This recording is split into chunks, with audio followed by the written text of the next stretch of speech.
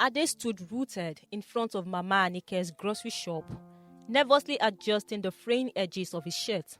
He was waiting for the garri he had ordered, feeling both impatient and anxious. Mama Anike had gone inside to get a nylon bag for the garri.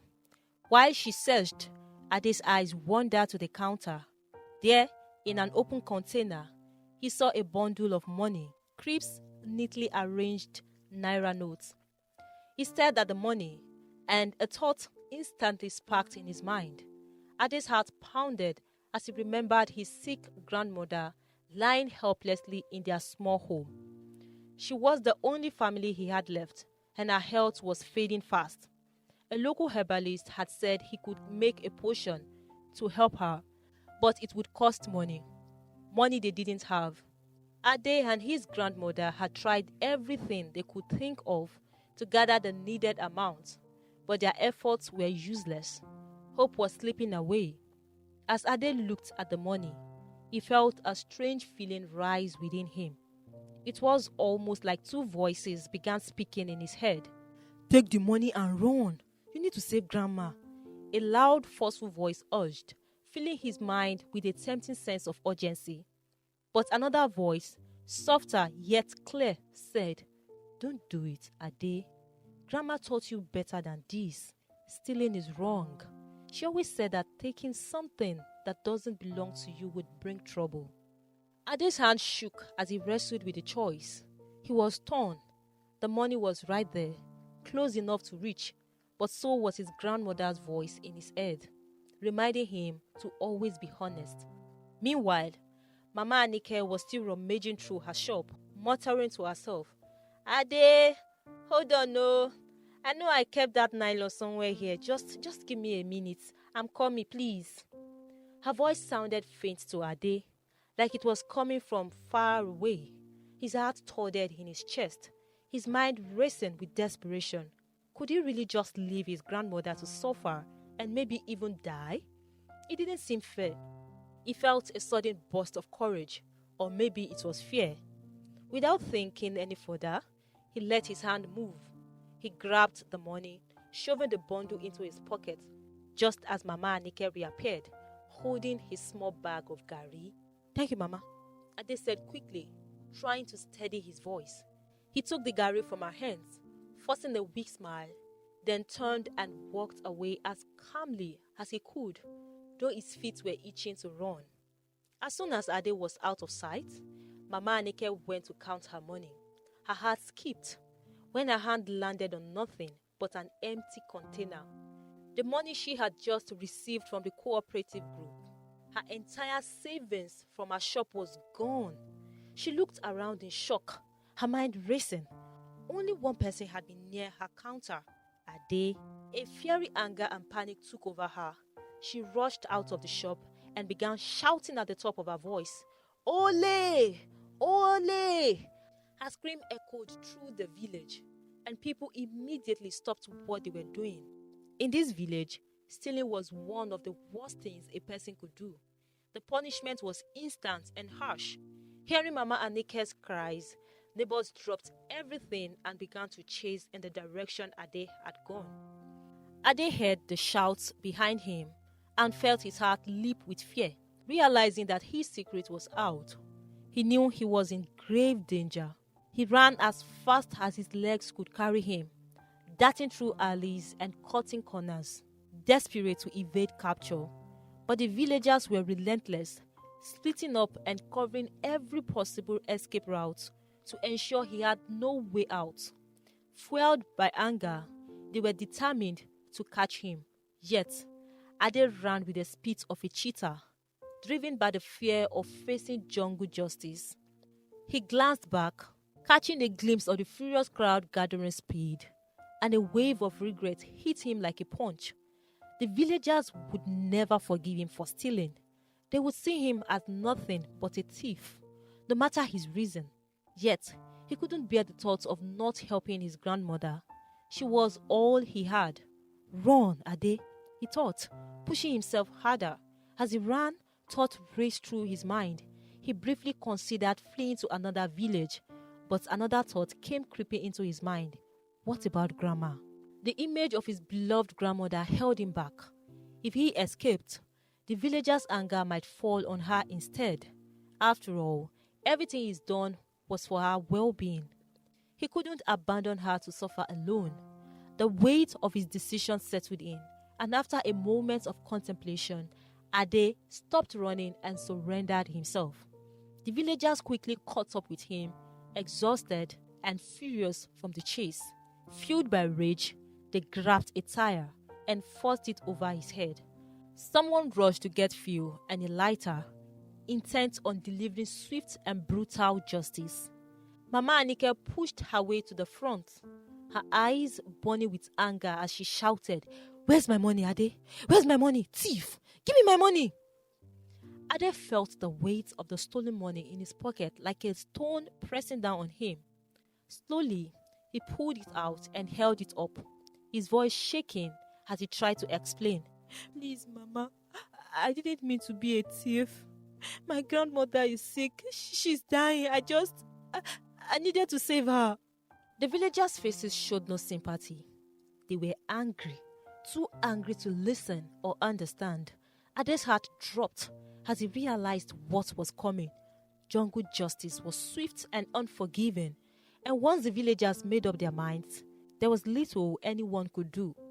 The people began to chant, "Ole, ole," again and again, the word echoing in his ears. Ade's mind raced with fear. He dropped to his knees, tears streaming down his face as he pleaded. He thought about his grandmother's face, her kind, wrinkled hands, the way she used to hold him when he was little, her words of wisdom and kindness that had guided him through his life. "Please, can I at least see my grandma one last time before you do this?" he cried out, his voice barely a whisper among the angry shouts. Ade was only 10 years old, a small, quiet boy who had already known too much pain. He had lost his parents in a car accident when he was just 3. They had been on their way to the city for a business trip, but they never made it. Since that day, his grandmother had taken him in, raising him with a love that was both gentle and firm.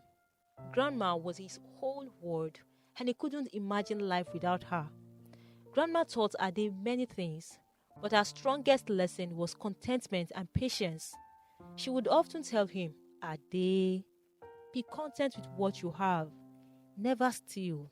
It may seem small, but stealing can ruin who you are." Those words had always stayed with him. But now, as he knelt before the angry crowd, begging for mercy, he wished with all his heart that he had listened to her teachings. The sickness that had come upon Grandma was serious, and the herbalist in the next village had said he could help, but only if they could pay. Ade had been desperate to gather the money, but no one had any to spare. Day after day, he had watched his grandmother's strength slip away, and the fear of losing her became more than he could bear. So, he had taken the money from Mama Anike's shop, thinking only of saving Grandma. But now, with the villagers screaming "Ole" and preparing to set the fire, all he could feel was regret. Ade's small voice rose above the angry murmurs as he pleaded, "Please, please, let me see my grandma one last time. I'm sorry. I didn't mean to hurt anyone." But the crowd didn't seem to hear him. Their faces were hard, their eyes filled with anger. To them, Ade was a thief, and their village had strict rules about stealing. Mercy was not part of those rules. Just as the villagers moved forward with a can of fuel, ready to pour it over him, a woman stepped out from the crowd. Her name was Mama Awero, and she was known throughout the village as the only barren woman. She had been married for many years, but she had never been blessed with a child. Watching Ade, she felt a pang in her heart. How could they take the life of a child? Something she had prayed for so desperately all her life. "Please, I beg you, leave this boy alone," Mama Awero said, her voice steady and calm. "He is only a child." But the crowd refused, shaking their heads. One man spoke up, his face serious. If we let him go, others will think stealing is allowed. They will steal and beg for mercy just as he is doing now. And if we do not forgive them, they will point to Ade's freedom as their excuse. Our village does not harbor thieves. The people nodded, their expressions hardening, but Mama Awero would not be moved. She saw herself in Ade, and in her heart, she imagined the pain his grandmother would feel if she lost him. She couldn't bear to let this boy face such a cruel end. Mama Awero took a deep breath and stepped in front of Ade, shielding his small frame with her own. If you must set someone on fire, she declared, then set me on fire instead. The crowd fell silent, stunned by her boldness. They knew Mama Awero had done nothing wrong. They couldn't simply push her aside, but they couldn't burn her either. The villagers tried to reason with her, begging her to move away, but she held her ground, her face firm and unyielding. As the evening crept in and the sky turned dark, the villagers began to get tired. They had spent the entire day shouting, running, and fuming with anger, and now they were weary. One by one, they drifted away, leaving only Mama Awero and Ade standing in the empty clearing. When they were finally alone, Mama Awero knelt down and helped Ade to his feet. Her gentle hands brushed the dirt from his knees, and she looked at him with eyes full of kindness. She led him to her home and gave him food. Ade ate quietly, too tired and overwhelmed to speak, but the gratitude in his eyes spoke louder than words. After he was cleaned and fed, Mama Awero gave Ade a gentle pat on his shoulder. "Go home to your grandmother," she said softly, "and remember, no matter how hard things get, stealing is not the answer." Ade's eyes filled with tears as he looked up at her. He thanked her with all his heart and made his way back home, his feet light, but his heart heavy with the weight of his choices. That night, he sat by his grandmother's side, holding her frail hand, and silently vowed never to steal again. He had been spared, thanks to Mama Awero's courage, and he would carry her kindness in his heart forever. Would you like the continuation of the story?